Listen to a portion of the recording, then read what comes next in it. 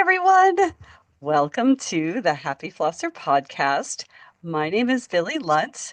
I am your host, and I'm here to talk to you about all things dental hygiene to support you on your journey through the dental hygiene program. And today, I'm so excited to have Kellie Timmes. She she's joining me today, and here's what's so awesome about Kellie. She is super detailed, which you will find out rather quickly as we get talking here. And she's also talking about a really important conversation that has to do with infection control that really wasn't even part of my learning journey. And so she brings a whole bunch of information about water lines. And the more you know about water lines, the more you want to know about water lines. And I share that I didn't learn anything about water lines when I was a student because we're always learning, we're always growing. And so I am just really happy to have the opportunity to have Kellie on to speak with you about water lines and why it's important for us to have this on our radar. So, Kellie, thanks for coming on. Thank you. I'm excited to be here. I appreciate you letting me come on here. Super excited. Absolutely. So, I think the best place to start is at the beginning. So, how did you get involved in water lines? Right. That is a crazy question. And honestly, Billy, like you, I never knew dental unit water lines were something to be concerned about. I never even thought about it. It wasn't even a thought in my mind. I don't really have a dental background. I do have a background in nursing, but urology nursing. So different area of waterworks, but but Sure. not dental. So my friends are the owners of ProEdge Dental Water Labs, and um, they were kind of starting to grow, and so they reached out to me and asked me if I'd be interested in coming to work for them. I started out in the lab and also doing some data entry. And again, didn't even know why, know that waterline maintenance was important. It was pretty slow when I first started there. Offices would send their water samples into us, and then I would do the auger plates, R2A auger, and it would spin the plates on that. And then we'd send them their test results. And we maybe did 100 samples a week. And that was a busy week. And so Wow. that's really not much. And these practices, they kept on failing and they'd retest and they'd fail and they'd retest and they'd fail. And so I talked to my boss. I'm like, man, these people, these dentists, they just keep failing. Like, I don't understand what's going on. Like, why aren't they passing? And so my boss's wife, she said, well, are you calling them back? And we were like, oh, no, we're not. And so that's really how it kind of all started for me, really digging in and finding out all I could find out about dental unit waterline maintenance, about all the treatment products that were on the market, about all the shock products that were on the market. And we started to call offices back and we started to give them helpful tips and tricks and on how to be successful with whatever product they were using. And we would meet together, and we were a very small team. I think I was employee number 5. So we were a very small team, and we'd all kind of get together every Friday and we talk about some of the hard offices that had issues or challenges, and some of the solutions that we gave them, and they'd retest and they'd pass. And so it was just like, oh wow, this is really working. And so that's how the customer success or customer delight team was formed. And it was basically just me when we first started. But so again, just really started to research and pour into everything. And there's been a couple of really big infections that have taken place because of water lines. And so it started to become a hotter topic. It's definitely hotter now than it was back in 2017. But more and more offices started to test, and the awareness started to kind of raise. And so we started to get busier and had to hire more people because we started to grow. Um, but and we really pride ourselves on research and doing all we can to really, again, help people where they're at. It's not our job to change their protocol. It's really to help them maybe make little tweaks to whatever they're doing to get passing test results as quick as possible. So I started becoming passionate about water lines because we started hearing all these sad stories of these kids that got an infection, and it was all linked to the water lines.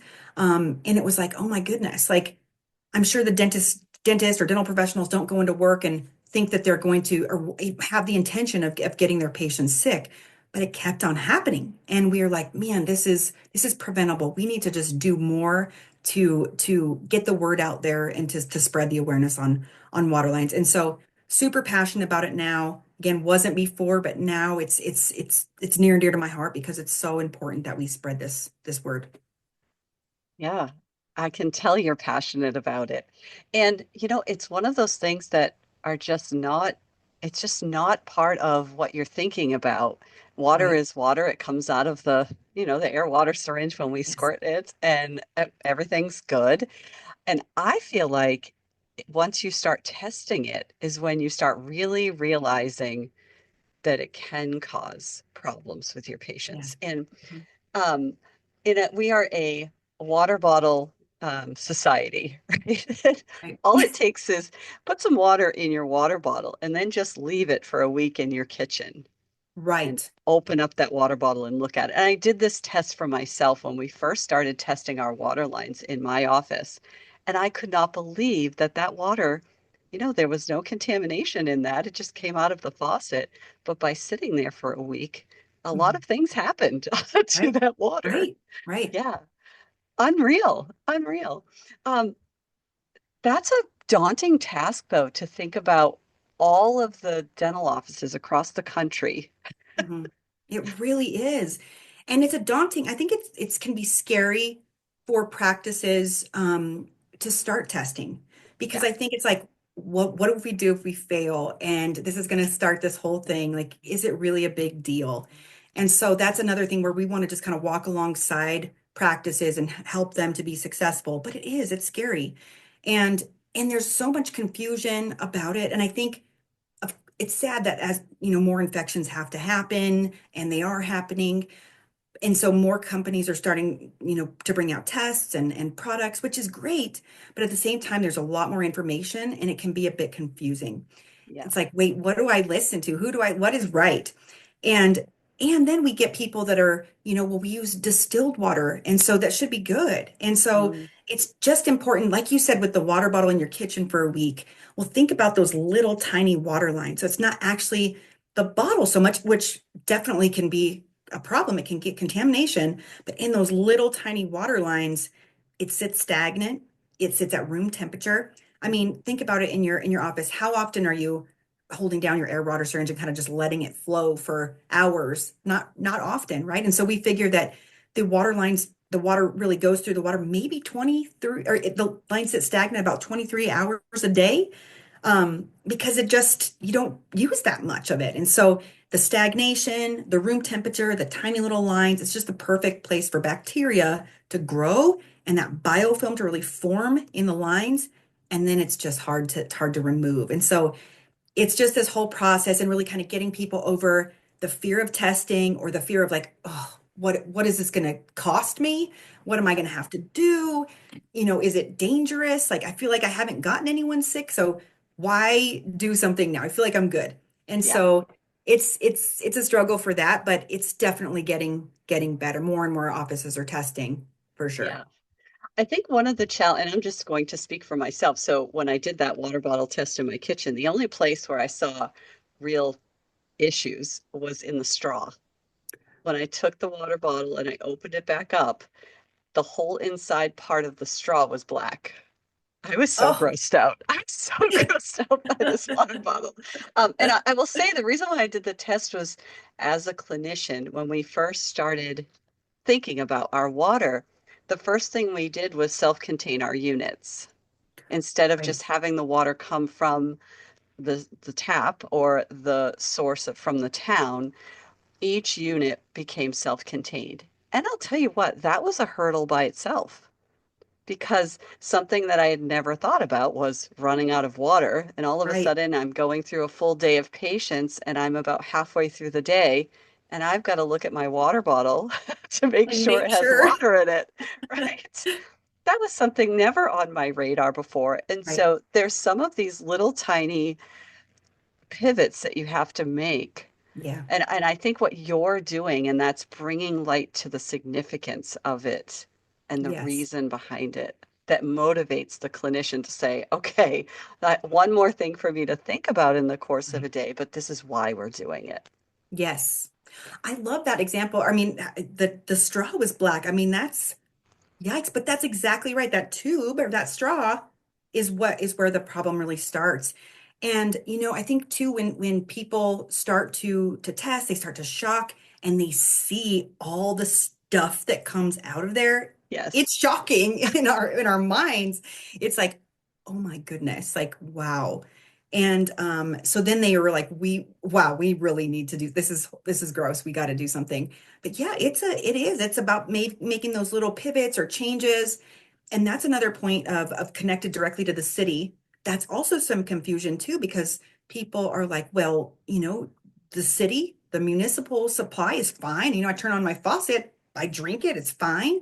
Why isn't it fine coming out of the lines? And so it's just making that kind of pivot in our mind too, to know it's not so much the water source. You're right, that's fine. It's in those little lines, like you said, with that straw or that tube. Yeah, and I'll just share just from my own journey of what helped me make the connection there was I had two air water lines on my unit, and I would flush the one that I used all the time for 2 minutes when I started my Sure. day. You already know what I'm going to say. The other one, which was over by the suction unit, I didn't think of that one. Sure. So when we started really looking into our water line safety, I would run that line, and I never used that Sure. line for Sure. patient care, and it looked like it was it was not something I would want to put in my mouth. Right. Right. Right. And I'm openly admitting this that I never used that line on patients. Sure. So when I was doing like a flush and I would put that in the cup, I was like, oh my gosh, I would never drink this water. Right. But it's Right. because it was that little tiny tube Hmm. and the water was coming just Yes. out of that little Yes. tiny tube. So just eye-opening reasons, all these little check boxes that were going on for me as I started to learn more about waterline safety. So, Yes. That's a great point too. Like we'll see a lot of issues with like the slow speed handpiece line. A lot of the times the line is like capped off so no water can get into there. But sometimes it's just turned off on the unit. That line is the water's just turned off because they're not using the water with that slow speed. And so some water can get in and then it just really contaminates the rest of them. It acts as like a dead leg, we call it.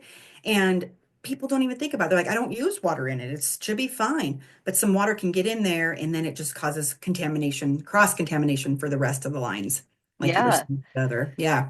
Yeah, and it's not until you start connecting the dots on where all the water goes and you start Right. testing each one of those lines that you're like, oh, Yes. wait a second, this is a self-contained unit, but I have to think about all the different Hmm. parts.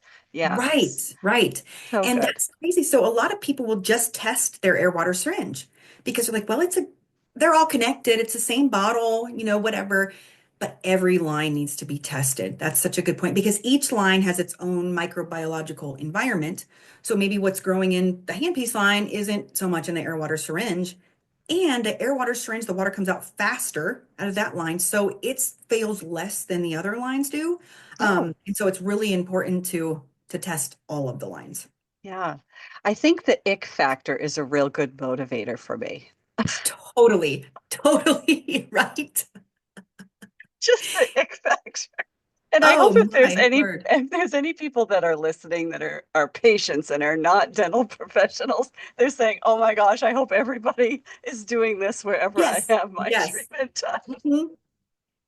I just Oh, did a training for our internal team yesterday for our like operations and shipping team, and there's a lot of new people, and so I was really kind of going over just the basics of water lines, and they're like, wait, does isn't it like required to test? And wait, what, like what? And so it was, yeah, that ick factor, like, and of course we have some pictures because we get some gross stuff into our lab, so showing them that, and it is, they're like, oh my goodness. And so I'm like, yeah, yeah, when you go to the dentist next time, ask them, are you guys yeah, treating? Are you guys testing? And see. And like, because you guys are making a difference. We have the products to help, or there's a lot of products out there that can help. And so yeah, it's that even ick factor for the internal team. that's a good. Well, then that brings me to my question of what motivates you, right? To be so passionate about this, and that's one. Yeah. Yeah, Yeah. definitely. It is. So just making sure that everyone's aware of it. Um, Being on the phone, I mean, I've helped thousands of offices achieve safe water, but there's still a lot of infections that happen. There's a lot that hit the news. However, there's more that maybe don't. There's been brain abscesses that are linked to contaminated water lines. Anaheim, California had a really large infection back in 2016 where over 70, we think it was up to 200 kids, but they haven't really published the exact amount or the number.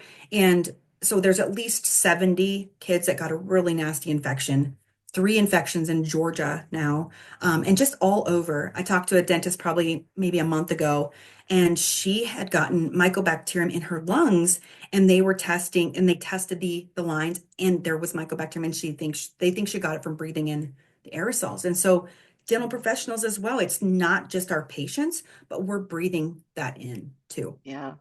Wow.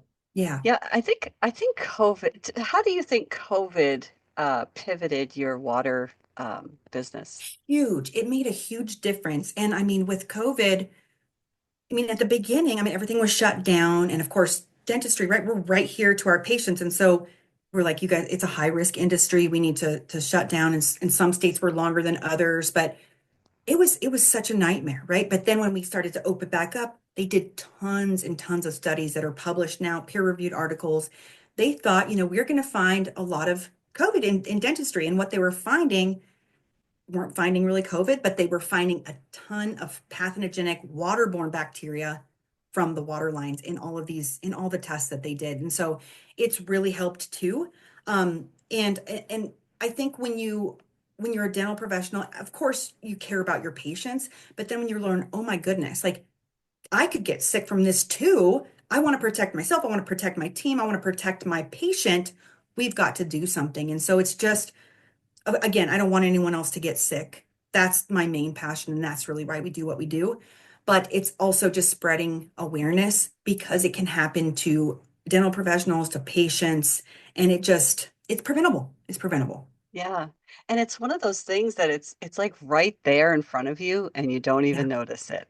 Right. It's And you can't see it, right? You can't see the bacteria. I mean, you can right. see, of course, see the aerosols and things, but you don't see bacteria. And it's those tiny little bugs that really can harm us. And I mean, even cause severe um, illness, even death. Yeah. So what are some of the challenges that you've faced in this role that you've had? So you've been doing this since 2017. So you Yes. had like the pre-COVID and now you've got Yes. post-COVID. And I have to say, I was trying to think back when we first spoke when I started doing water lines, and ooh, I want to say it was like 1999 Oh, was wow. Yeah, when great. we first did self-contained units Awesome. for the first time.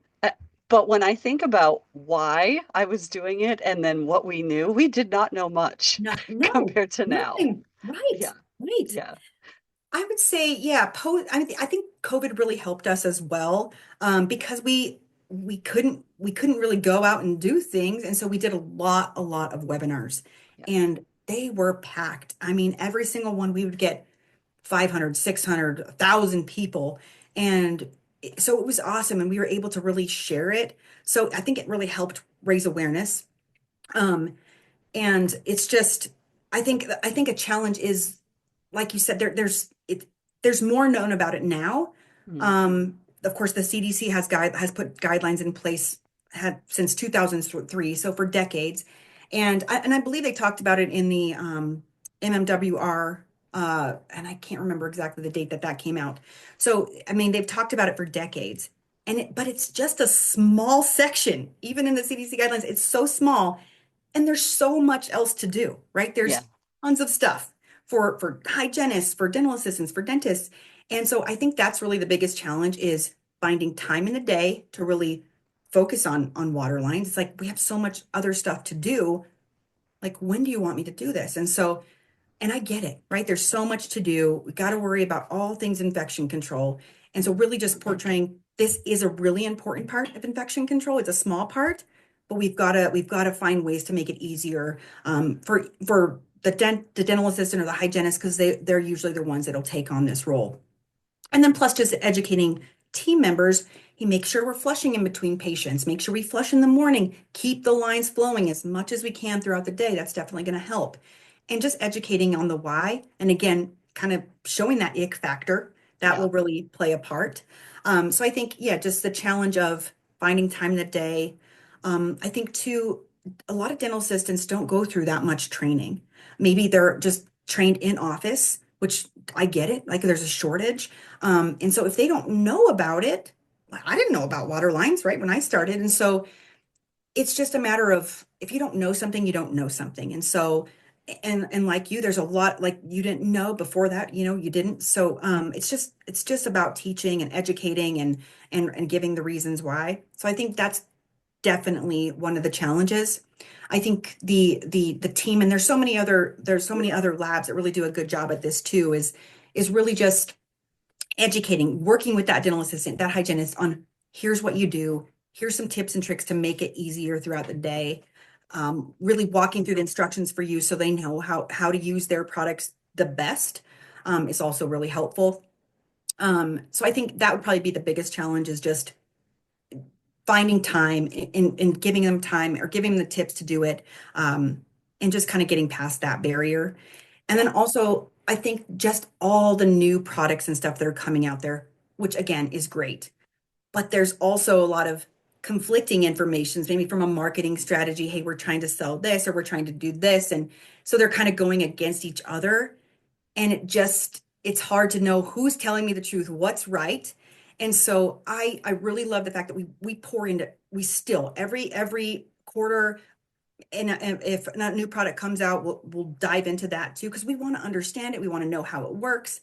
We want to make sure that we can help people that are using it, not to change their product, but just to help them with whatever they're using.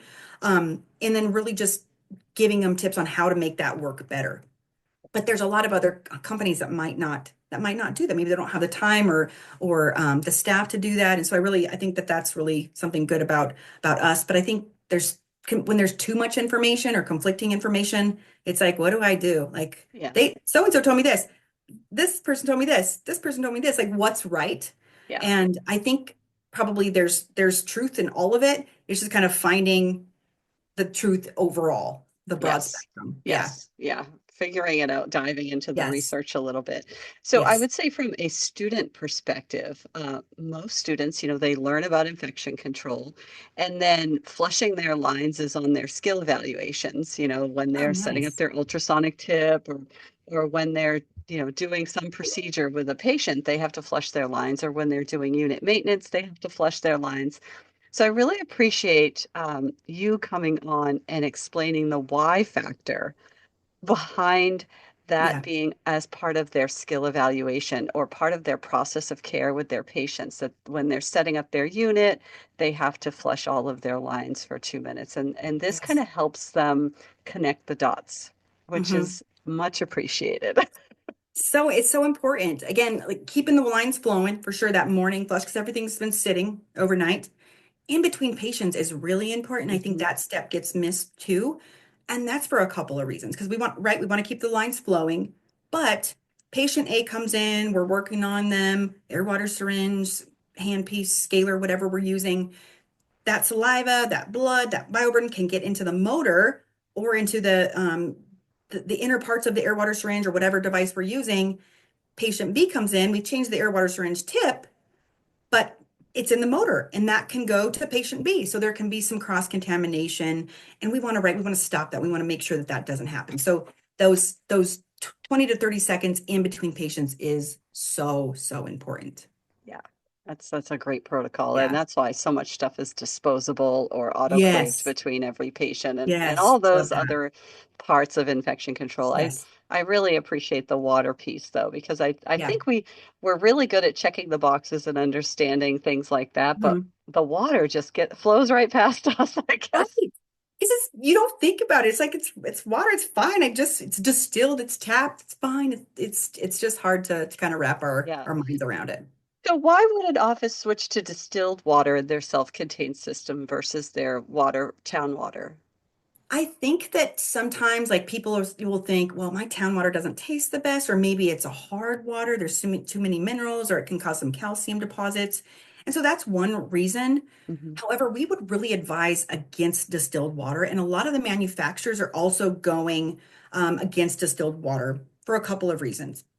The first is when distilled water is super pure, it's ultra pure. There's no minerals in it. It's kind of stripped of everything. And so as it sits there in the bottle or even in the lines, we call it a hungry water. It can actually grab onto bacteria. Bacteria can start to grow quicker in there.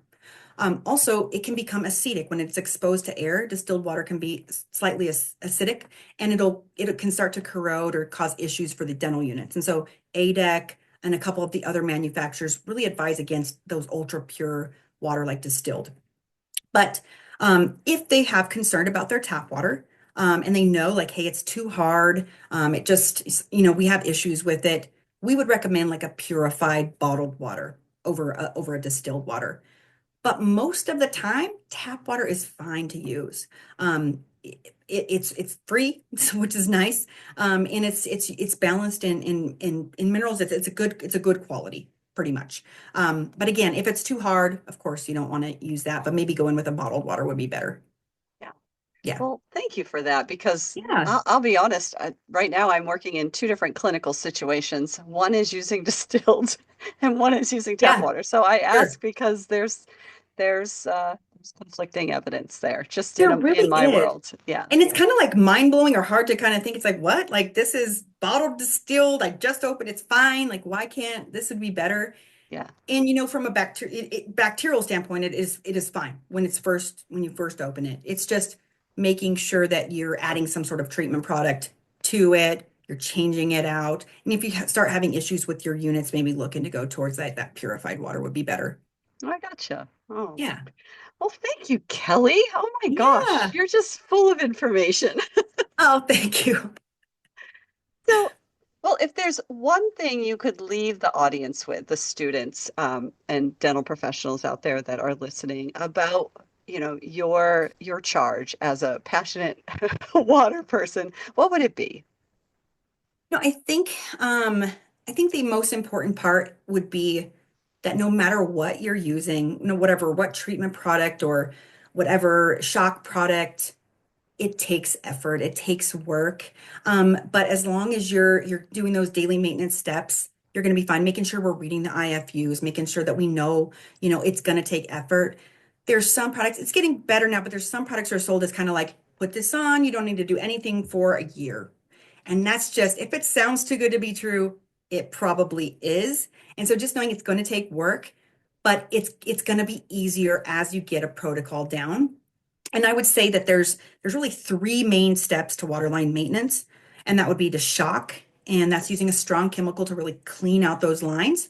The second step would be to treat, so adding some sort of daily treatment, whether that's a tablet or a liquid or a straw product, to keep those lines clean in between shocking. And then their third step would be to test to make sure your protocol is working, that your products are all working good, and that you're compliant with those CDC guidelines. So shock, treat, and test, and just know that it takes some effort to make sure everything is good. Oh, that is solid, wise advice, Kelly. Thank you. Thank you so much. Well, I think you are definitely doing the right thing. I can tell you're passionate about what you're doing, and your information is really much appreciated for our listeners. Well, I appreciate you, and I think it's awesome that you're working with students. That's where it starts. They can bring that to their offices as they graduate. So thank you for everything you do. Awesome. Absolutely. Well, it takes a village of all of us, doesn't it, Kelly, to Yes, it does. sprinkle our knowledge all over the next generation of dental healthcare providers. So It thank you so does. much for coming on. I appreciate having you. Thank you. Appreciate you. Yeah. And to our listeners, thank you so much. I hope you guys have a fantastic week, and I will see you soon.